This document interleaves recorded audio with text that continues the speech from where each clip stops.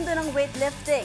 Naniniwala ang Pinay Olympian na si Hidilyn Diaz na hindi para sa kanya ang Paris Olympics. Ito'y kasunod ng pagkabigong makapasok sa Summer Games na siya ring tumapos sa ikalimang Olympic appearance nito.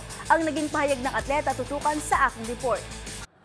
Nagsalita na ang Filipino Olympian at weightlifter na si Hidilyn Diaz matapos ang pagkabigo nitong makapasok sa 2024 Paris Olympics. Matatandaang ang Pinoy athlete na si Elrin Ando ang nakabook ng ticket sa Summer Games matapos dominahin ang women's 59 kg event sa 2024 IWF World Cup.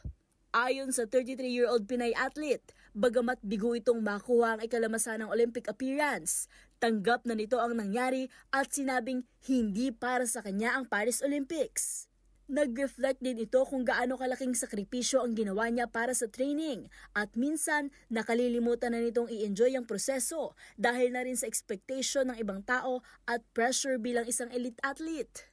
Sinabi rin ni Diaz na hindi lang Olympics at weightlifting ang meron siya at gagamitin niya ang pagkakataong ito para matuto pa ng ibang skills gaya ng pagtupad sa pangarap niyang mag-take ng culinary courses at syempre maglaan na rin ng oras para sa kanyang pamilya. Iniwan din ito ang mga katagang winning is not everything.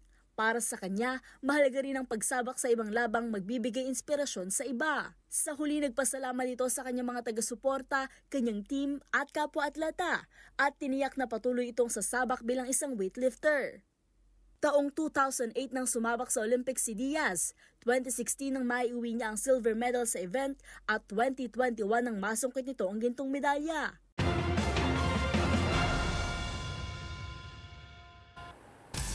At yan ang mga latest updates sa mundo ng sports. Para sa MBC TV Network News, ito si Mili Borja, sama-sama tayo, Pilipino.